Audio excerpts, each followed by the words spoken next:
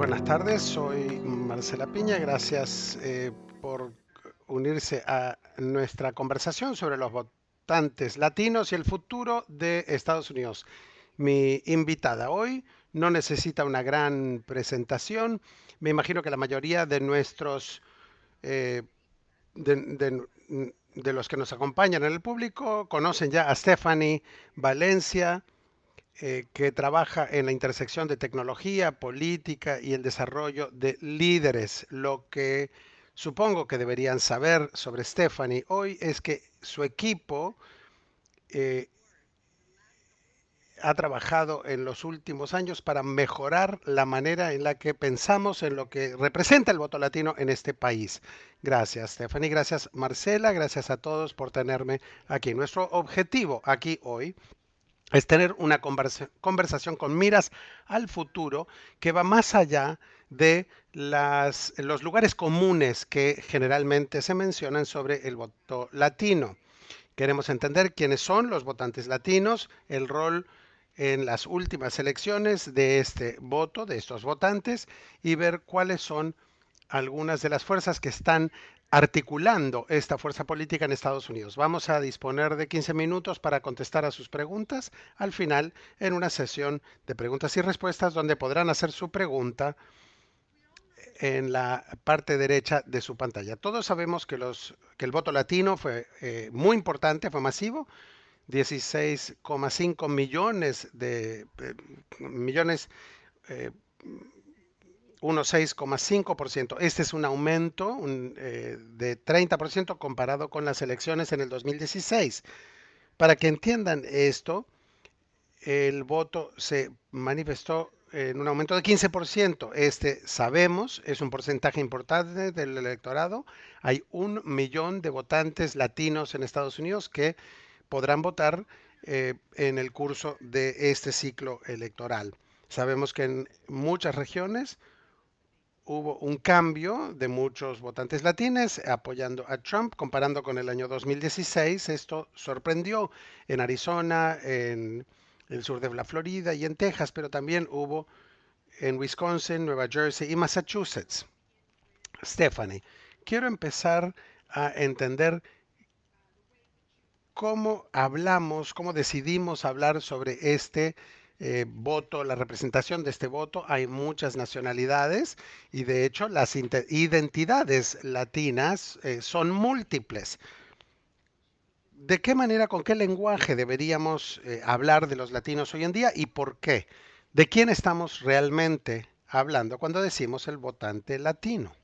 Bueno, eh, déjame empezar diciendo que yo he recopilado unas 50.000 entrevistas que se hicieron desde marzo del 2019 y esa es la base de conocimiento de la que hablamos, de la que estudiamos y hablamos cuando hablamos del voto latino.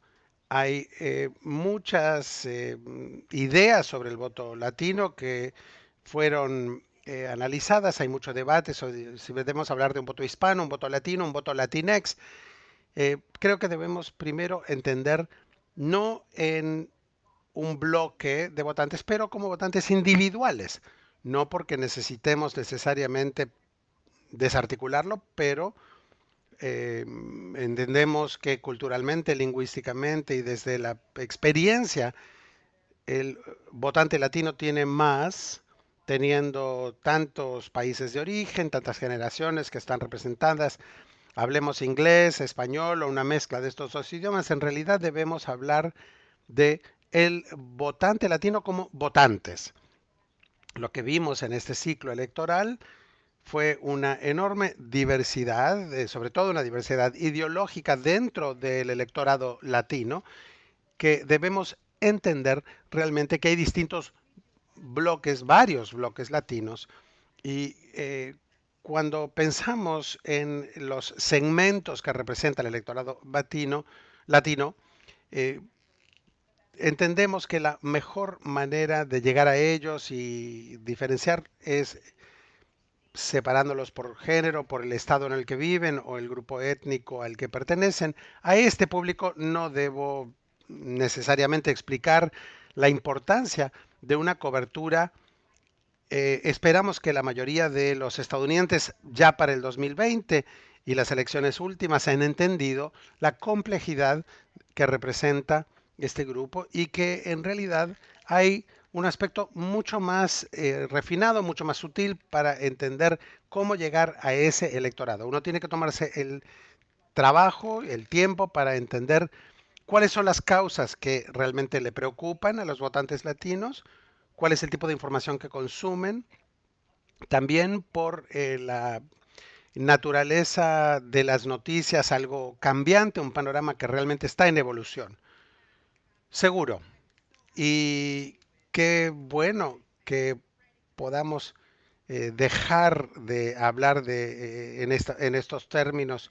Eh, Ustedes en tu equipo han estado analizando las encuestas, los grupos de opinión, con el fin de construir ese voto o esos votos.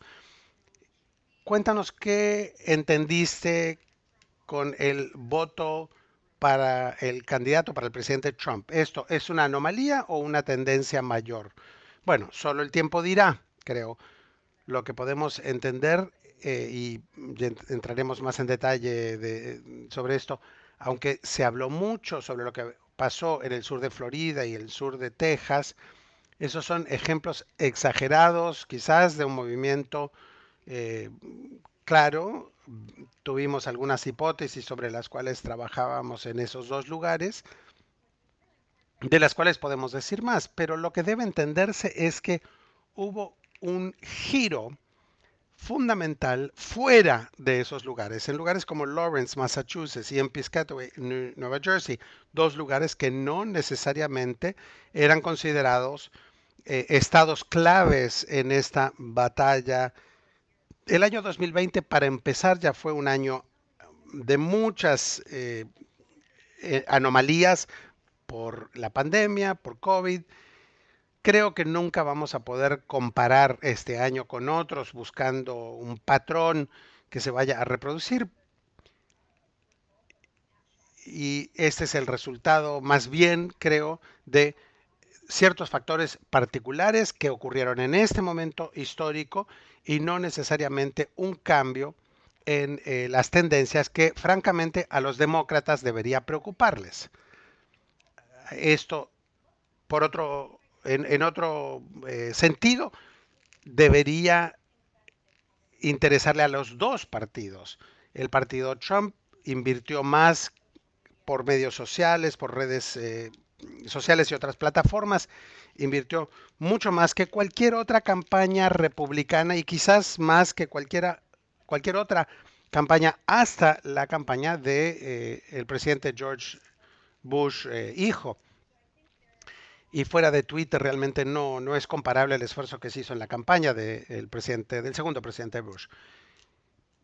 Todo esto debe tomarse en cuenta para entender si era o no un comportamiento anómalo.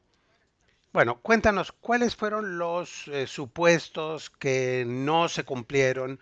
Tú dijiste, creo perfectamente, que los ejemplos de Florida, de Miami, en el condado Dade y en el sur de Texas eran ejemplos muy claros. Cubanos que respondían a un mensaje específico allí en el sur de la Florida, también el argumento económico en el sur de Texas. Pero ¿qué otras tendencias puedes decir que observaste y que deberían ser tomadas en cuenta sobre el votante o los votantes latinos de ahora en adelante? Una idea es que alguna gente en el Partido Demócrata cree que si consigue un voto latino, que es seguro que va a votar por el Partido Demócrata. Eso no necesariamente se cumplió en este ciclo electoral y realmente fue necesario mucho más esfuerzo para persuadir que ese voto fuera para un partido o un otro. Los demócratas deben quizás pensar en una campaña más de persuasión, no tanto de motivar el voto en sí. Y también a veces la gente cree que el voto más conservador es el voto de la generación más asimilada o del eh, votante latino más asimilado a la cultura de este país, a la cultura mayoritaria. Eso no es cierto. Hay gente que ha estado aquí 6 o 7 generaciones y no necesariamente eh, son personas más vulnerables a la desinformación. Había en tercer lugar una brecha en cuanto al género en los últimos 2 años.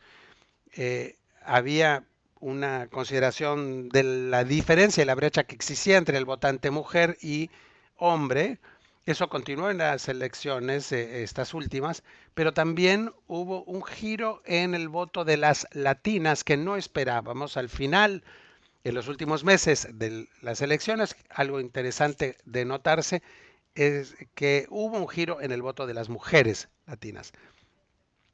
Eso es interesante sobre todo para personas en el mundo del periodismo.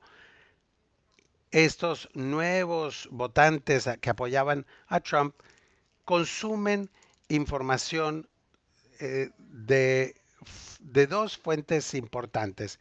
Usan YouTube principalmente porque sabemos que hay una mayor proporción que recibimos de nosotros, los votantes que recibimos información de dispositivos móviles y el tipo de noticias, entre comillas, que se consumen.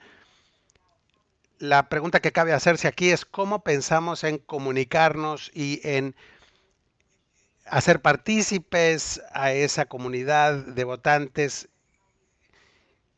y cómo aseguramos que hay buenos medios de noticias con información respaldada por hechos, información verificada que puede dar la información a ese votante latino. Bueno, es clave. Esto parece clave. Quería dedicarle unos minutos a hablar sobre el rol de las redes sociales.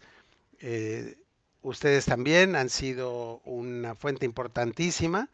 Descubrieron que el 64% de votantes latinos que dijeron que consumían sus noticias de YouTube y en Florida hasta 70 y más por ciento, un porcentaje mayor. Aquí estamos en esta cumbre, este summit de medios latinos, y me pregunto cuál es la intersección desde esto y los medios del idioma español, las radios o televisiones en español y la desinformación. ¿Cuál es el rol que los medios tradicionales, los medios históricos de información, deberíamos estar nosotros peleando para ganarnos a este público, esta audiencia en YouTube?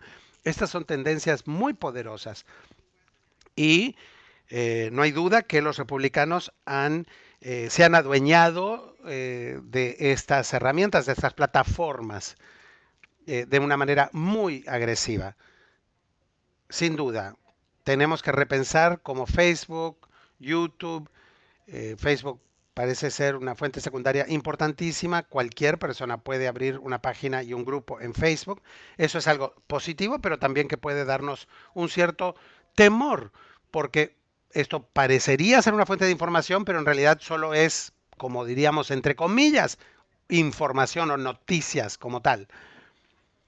También un microcosmo de lo que vemos entre republicanos y conservadores es esta, este, esta cámara cerrada, este silo continuo de información que se recicla con influenciadores.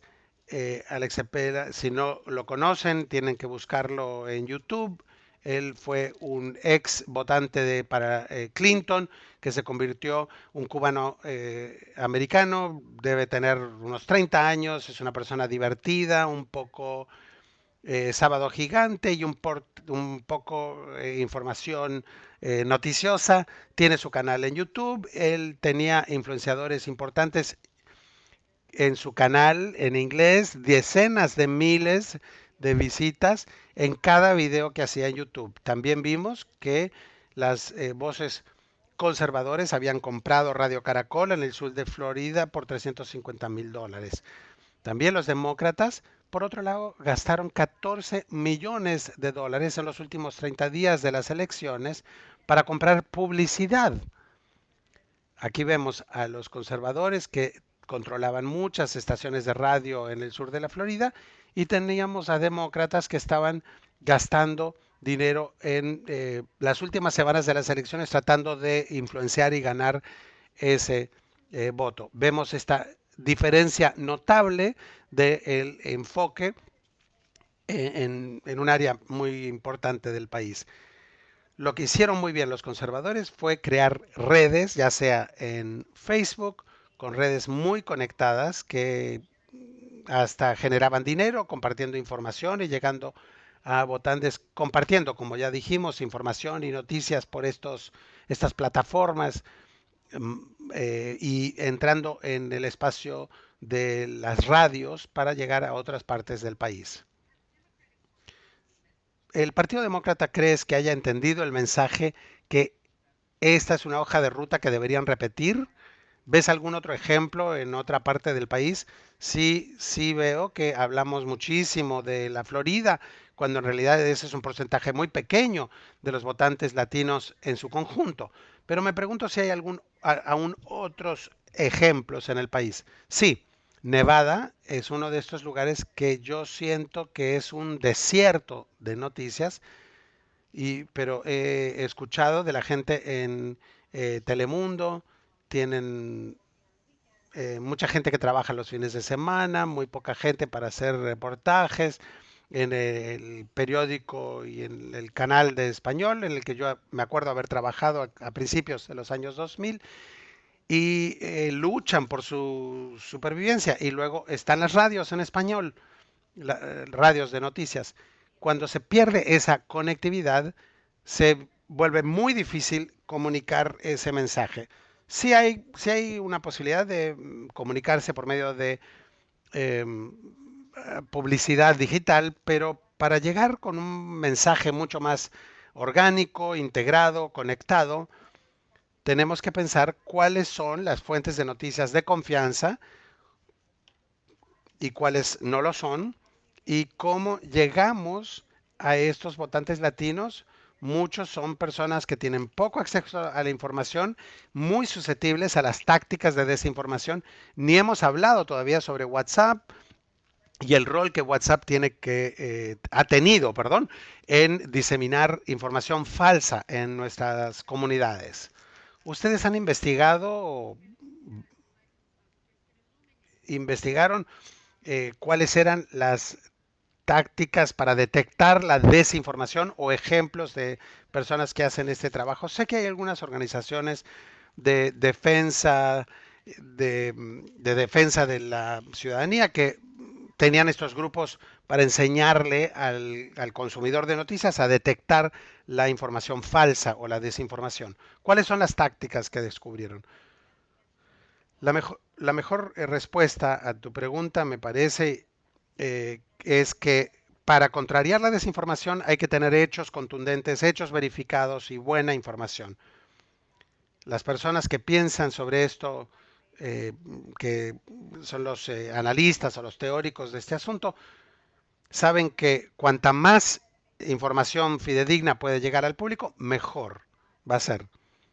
Por otro lado, X1, estamos tratando de entender, en X1, tratamos de entender a quién siguen, de dónde buscan su información, qué están siguiendo en Facebook las audiencias latinas para entender mejor sus intereses, sus deseos y sobre todo de aquellos más susceptibles a esta desinformación, a la campaña de desinformación. Creo que hay muchas maneras en las cuales hay organizaciones o campañas que pueden organizar su trabajo para usar WhatsApp como una herramienta tanto para diseminar información que puede ser compartida en los grupos en los que pertenecen, el grupo de familia, el grupo de la iglesia, el grupo del equipo de fútbol, todos esos grupos en los que estamos conectados en WhatsApp. Hay maneras de organizar los grupos.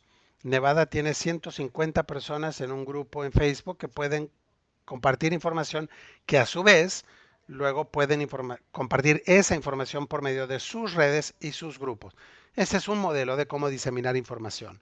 Al mismo tiempo, esa red que ya se ha construido también puede ser usada para la retroalimentación de lo que ven esos influenciadores o diseminadores sobre lo que están escuchando. Podríamos preguntarle a las personas aquí qué tipo de información equivocada o desinformación están viendo en su teléfono. La gente no sabe, y ese es el punto. La gente no lo ha identificado como tal. Si hay un meme que es gracioso o confirma lo que ya sospechábamos. Parte del desafío aquí en luchar contra la desinformación, que ya ha llegado en el aniversario de la muerte de George Floyd, es que vimos la propagación en medios latinos por Facebook y por otros canales tratando de crear un malestar en relación al tema de la gente de color. Y las comunidades africanoamericanas también han visto información sobre inmigración y el sentimiento antimigratorio también siendo compartido en la comunidad africanoamericana, las comunidades negras, y tratando de propugnar, promover estos sentimientos de animosidad y de resentimiento. También tenemos que entender esto dentro de la estructura mayor, que es un problema que remonta a siglos, a nuestra historia colonial en América Latina, pero sí es algo que merece de qué manera el racismo, el prejuicio contra las personas de color es usado en nuestras comunidades para crear una distancia, una diferencia y cómo la desinformación ayuda a envenenar ese diálogo y ese espacio. Este es un punto clave que quería mencionar. Quería recordarle al público que si tienen preguntas para Stephanie, ponerlos en el grupo del chat, perdón, en la caja del chat, en la pantalla. Creo que esto es algo de lo que no hablamos suficiente entre nosotros, latinos.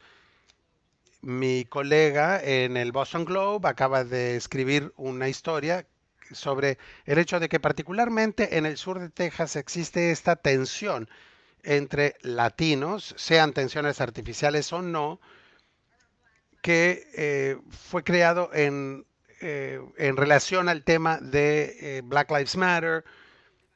No es algo nuevo, es una estrategia de dividirlas a las comunidades de minorías y contraponerlas.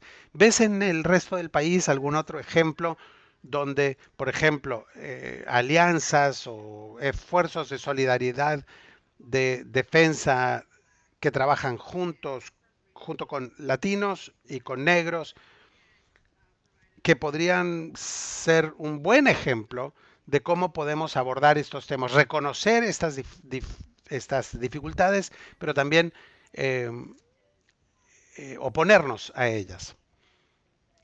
Algo que yo aprendí del verano pasado y de todas las manifestaciones en relación al fallecimiento de George Floyd. Hay una oportunidad para que se una la comunidad, las comunidades latinas y negras en contra de la violencia policial. Esto lo vimos en California, lo que vimos en Adam Fuller, en Chicago, en este mismo año.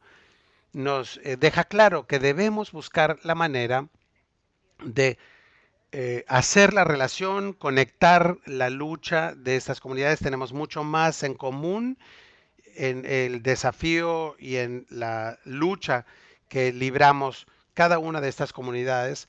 Esto representa realmente una oportunidad. Ahora, el desafío entre nuestra propia comunidad, creo, hay un desafío tradicional sobre los prejuicios contra la gente de color. Necesitamos contra el racismo, necesitamos organizaciones de noticias y medios que también van a luchar contra esto, porque esto se ve reflejado en la cultura popular, en las telenovelas. El verano pasado, durante todas esas manifestaciones, vimos el tipo de cobertura y cómo se estaba cubriendo en los medios en idioma español, re, re, repitiendo esas leyendas racistas, y hay una conversación urgente que tiene que ocurrir sobre el hecho de que existe el racismo en nuestras comunidades. Lo último que diría es que hay un desafío de más larga duración, de 10 o 20 años, cuando pensamos cómo entendemos a los votantes latinos, es cómo pensamos en lo que significa una identidad política común. No creo que jamás podamos concebir o pensar que va a haber una identidad política común que va a motivar o inspirar a nuestras comunidades a entender que tienen una, no necesariamente una articulación entre demócratas y republicanos, pero una cohesión y una marca política social que nos puede identificar. La relación en cómo el votante latino se relaciona con su propia identidad y su participación política es la pregunta de $1.000 millones para los próximos 20 o 10 años, porque nuestra comunidad eh, es impulsora del crecimiento demográfico. Las cifras que se mencionan al inicio de estos estudios son todos ciertos. Nosotros, junto con los votantes API, somos los impulsadores del crecimiento del electorado. Ahora, a pesar del crecimiento de estas cifras en términos brutos, el 15% del votante latino no asistió a la urna, no votó. Queda mucho trabajo por hacer. Sí es cierto que hubo un mayor voto, una mayor participación, pero también tenemos que entender que cuanto más necesitamos generar esta participación electoral, eh, esto va a ser necesario para crear una identidad política, una identidad que realmente es la pregunta para el próximo siglo. Bueno, retomando el tema de la Florida, porque creo que, pues, es terreno muy facundo, porque, bueno, son pocos los votantes latinos en ese estado, pero unos grupos progresistas sacaron un informe de monitoreo de los medios para entender mejor cómo se transmite desinformación en las emisoras de radio hispanohablantes y analizaron efectivamente los medios, lo que se estaba diciendo en la radio de derecha, de español, en estas semanas antes del 6 de enero de esa insurrección y luego inmediatamente después. Y ese es un proceso que sigue viéndose en campañas republicanas en ese estado. Entonces, eso de comunicarse todo el año, no solo en época de las elecciones con los votantes. Esto es un ejemplo de cómo los demócratas pueden contrarrestar esta dinámica de información. ¿Crees que los demócratas deben estar haciendo más monitoreo de medios o están haciendo lo suficiente? Pues ya se han despertado para entender cómo tienen que batallar, porque parece que no. Pues monitoreo de los medios es esta pequeña parte del problema y se tiene que, pues teniendo en cuenta el alcance del desafío, pues nunca vamos a entender la cantidad de desinformación que existe. Alguien de mi equipo hizo trabajo de investigación, monitorea desinformación en Twitter, en Instagram, en Twitter, en Facebook.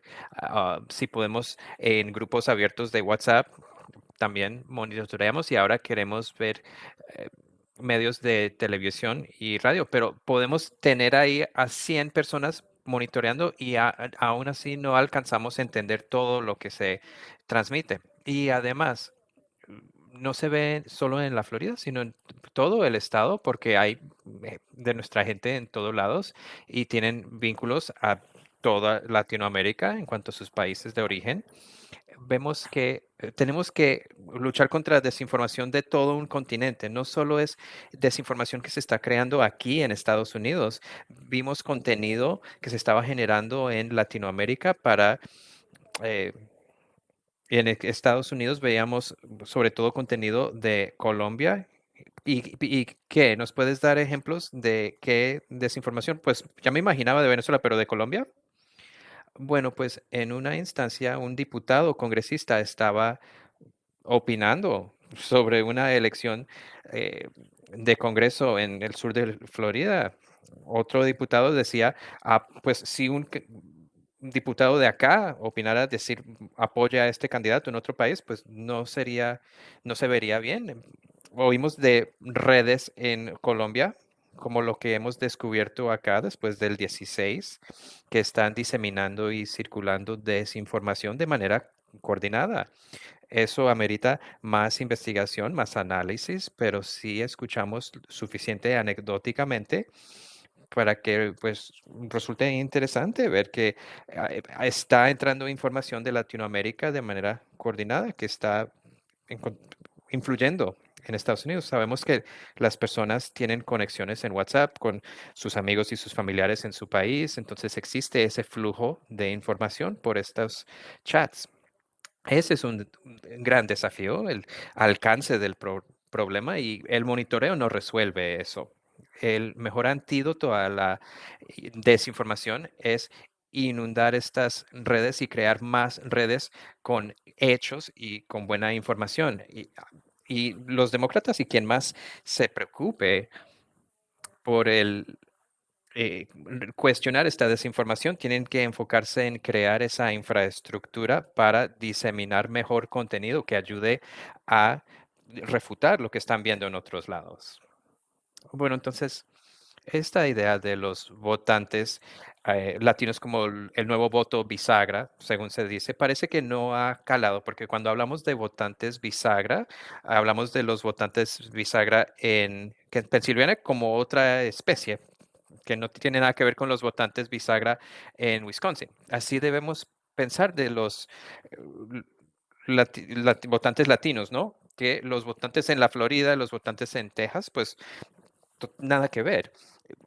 Los movilizan distintos temas, igual en California, igual en Lawrence, Massachusetts, y no acabo de descifrar eso y vivo aquí en Massachusetts, que hay una fuerte red de iglesias evangélicas o acaso es la radio, también es algo muy complicado y muy local. Pero lo que siento es que los demócratas no acaban de entender ese aspecto de los votantes eh, latinos, que nos tienen que ver como el nuevo voto bisagra, porque si somos ese grupo, ¿qué qué quisieras decir a los demócratas que si quieren movilizar a estos votantes que se pueden persuadir, cambia la estrategia en New Jersey o en Wisconsin o en California o en Lawrence, Massachusetts? ¿Importa? ¿Debe importar? Bueno, pues les daría unos 4 o 5 consejos.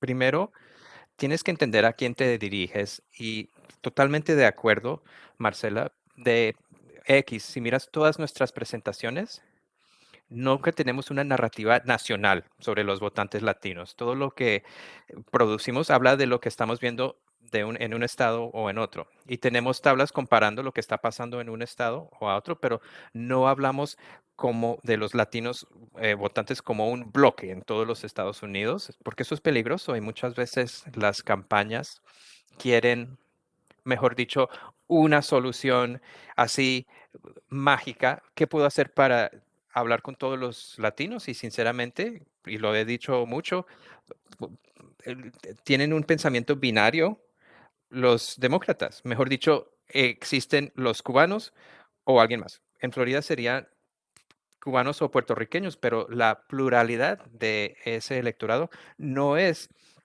ni puertorriqueño ni cubano, y la gran parte de ese cuerpo de votantes son mexicanos y no son venezolanos a pesar de lo que se piensa.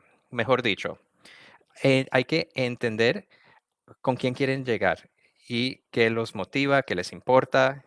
Otro punto, no solo hay que entender su audiencia, sino también entender qué tipo de trabajo requiere alcanzarlos. Pusimos entre nuestras investigaciones, pusimos un gráfico examinando la participación de votantes en el sur de Texas. Si no han trabajado en una campaña, cada persona tiene un puntaje de participación de 0 a 100. Y efectivamente, si uno tiene un puntaje superior a 75, pues ya se supone que vas a apoyar a un demócrata. Esos son los que quieren que participen, los demócratas, pero los latinos muchas veces se encuentran tipificados ahí entre ese grupo sin entender muy bien quiénes son. Entonces, em, eh, caen en estas campañas de motivar al voto, hablan con ellos las últimas 2 semanas de la campaña y lo que vimos y lo que evidencia esta gráfica, que se ve que las personas que pensábamos que eran objeto de campaña para motivar al votante, de hecho eran votantes de Trump o personas que había alcanzado la campaña de Trump, que había motivado. Entonces, no solo hay que entender la audiencia y qué les importa, sino entender también todo el universo de personas y qué tipo de conversación tienes que llevar con ellos y entender que es una conversación más de persuasión en vez de simplemente recordarles ir a votar. Y el tercer punto es que hay que entender los temas. Sabemos que la inmigración siempre va a ser un tema primordial para los latinos, pero tampoco puede ser el único tema sobre el que le hablan los demócratas a los votantes. Sabemos por la COVID y todo lo que ha pasado el último año es que se encontraron afectados desproporcionadamente los latinos por la COVID o como trabajadores esenciales o que se encontraron afectados por los cierres económicos o que trabajaron a pesar de la pandemia y pusieron en riesgo la vida. Y Marcela, se me fue tu vídeo, espero que vuelvas a aparecer. Entonces, algunas pues, latinos no quieren que solo se enfoquen en la inmigración cuando se dirigen a nosotros y también con trabajadores esenciales. También se encontraron afectados por los cierres económicos desproporcionadamente los pequeños empresarios y tenemos que tener eso en cuenta. Mejor dicho, entender los temas fundamentales que le importan a los votantes. Me gusta decir que inmigración es un tema diferenciador para los votantes, que así se pueden diferenciar los demócratas con esos votantes, pero no es el único tema de su interés y no puede ser el único tema que tratan los demócratas en ese diálogo con los votantes. Entonces, esos son los 3 o 4 mensajes que le doy a los demócratas y los últimos puntos. Digo que esto requiere una organización todo el año y también definir cómo alcanzamos a las personas en línea, como que alguien llegue a tocar a la puerta, a tener una conversación y que esté todo el año en la comunidad y con quien sienta cierta conexión el votante latino, pero también confirmación que estén oyendo en la televisión, en la radio, en YouTube, donde sea, para que reciban como en el sonido en estéreo, para que se sienta, para que se vea y que se sientan, em, que sientan esa comunicación de estas voces progresistas. Bueno, y Graciela me recuerda, y es buena pregunta que puso Graciela en el chat, pues todavía falta, queda mucho por hacer. Porque, pues, dijiste 16 millones se quedaron en casa, no participaron, tenemos que buscar la manera de movilizarlos. ¿Puedes poner ejemplos u organizaciones que están haciendo eso bien a nivel local, movilizando a los votantes latinex, pero sobre todo los jóvenes? Julio Costa habló de Jewel, Texas, que estaba trabajando para movilizar a los votantes latinex, o no sé si tienes otros ejemplos. Uno de los organizadores o las organizaciones que he llegado a conocer en estos últimos años, voy a ponerles 2 ejemplos, una en Carolina del Norte y otra en Arizona. En Carolina del Norte hay una mujer que se llama Irene Godóñez que tiene una organización que se llama Pull Out NC y ella tuvo de las herramientas más creativas pertinentes a la cultura. Mandó por correo algo sobre Walter Mercado recordándoles votar. A mí me gustaría poner eso en mi refrigerador y eso es lo que quieres mandarles, algo que van a colgar en la nevera para que recuerden una fecha límite o cómo tienen que votar. También hizo una serie de tarjetas de lotería, y para Cal Cunningham, candidato a Senado, no tenía mucho reconocimiento entre los latinos y lo hizo de manera muy competente en cuanto a la cultura, para que lo vieran como pues alguien interesante o divertido, si no lo reconocían. Otro ejemplo sería Lucha, dirigido por Tomás Robles y Alex Gómez. Ellos han estado organizando y lanzaron a Lucha después de la ley SB 1070 en el 2010. Y una de las lecciones que aprendimos este ciclo de Arizona, que podría ser nuestro destino en Georgia o en el futuro en un lugar como Carolina del Norte, Arizona no fue algo que pasó repentinamente, ni siquiera en los últimos 2 o 4 años. Lo que pasó en Arizona en el 2020, pues que ganaran los demócratas, que ganara Mark Kelly, eso fue fruto de 10 años de inversión y organización durante todo el año, dirigido por Alex Tomás y otros líderes comunitarios en Arizona. Y han estado organizándose en torno a los temas de la legislatura estatal, contraatacando contra estas leyes anti-inmigrante, pero creando una organización que no aparece de repente cada 2 años a decir voten por los demócratas. Están creando una identidad y un sentido de poder colectivo en torno a los asuntos que le importan a la comunidad, y creo que es uno de los ejemplos más importantes si remontamos al 2020 para ver qué funcionó bien.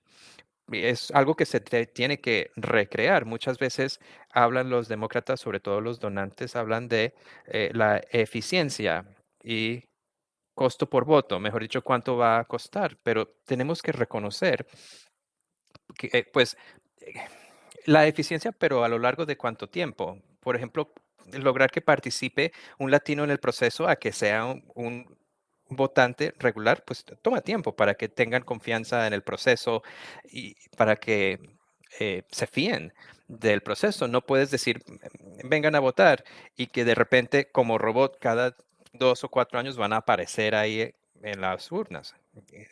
Es una conversación que se tiene que tener con el votante. Entonces, lo que crearon Alex y Tomás con Lucha y en toda la comunidad latina de Arizona es un ejemplar que debemos considerar. Ok, entonces, para cerrar esta tremenda conversación, quería poner una pregunta del público. Esta es una pregunta que está diciendo Jehangir Khattak, espero decir bien ese nombre. Como las emisoras en la Florida, algunos medios de comunicación latinos se han adquirido por grupos pro-republicanos en la Florida o en alguna otra parte del país. También se dice que compañías de publicidad están comprando publicaciones locales. ¿Se han visto esas tendencias? Lo que sé del sur de la Florida es que más allá de esta última adquisición de Radio Caracol, las personas que han sido dueños de las emisoras hispanohablantes las han tenido por años, y pues en su forma actual así han sido por años, sobre todo si son familias de cubanoamericanos que tienen cierta perspectiva en el sur de Florida. Entonces, mm, mm, no he oído de eso más allá de este ejemplo de Radio Caracol, pero sí he oído que algunos se preguntan, pues, ¿cómo podemos reanimar estos periódicos locales para darles nueva vida? Y que se están viendo más fundaciones, la Fundación Knight y otras personas que están tomando un papel más agresivo, eh, con miras al futuro para ver cómo podemos apoyar este periodismo. En Facebook hay mucho que se está haciendo y personas con estrategias creativas. No es un ejemplo latino, pero sí es interesante. Pero, por ejemplo, Jessica Yellen, que lanzó news.noise una vez por semana, hace 15 o 20 minutos explicando lo que está pasando en Israel, en el conflicto entre Israel y Palestina, en lenguaje llano. Esto es lo que tienen que saber. Hay mucho contenido así y se está viendo mucha innovación y emprendimiento, porque pues cualquier persona puede crear un canal en YouTube, cualquier persona puede tener, no hace falta un montón de dinero para crear un canal. Puedes montar tu canal y ser buen mensajero o mensajera en pro de los hechos y estas noticias. Y si quieres crearte otra plataforma, pues sí, te invito a considerar eso, ya sea por YouTube o por Instagram, y buscar maneras de diseminar buena información, porque esto sí va a requerir el esfuerzo de muchas personas a través de distintos grupos de personas para asegurarnos de que, de nuevo, estemos inundando de buen contenido estas plataformas. Bueno, pues es un buen tono para cerrar esta conversación, y que pase esto aquí en el Latino Media Summit es una tremenda oportunidad de emprendimiento. Uno de mis favoritos creadores en TikTok es un defensor de los inmigrantes que trabaja en la frontera y hace estos vídeos en TikTok que son noticias y son increíbles. Ahora, si tuviera yo 20 años menos, a lo mejor estaría yo pues intentando ganarme la vida así. Pues gracias, Stephanie, por lo que nos has compartido y por estar aquí con nosotros. Gracias y gracias a todos.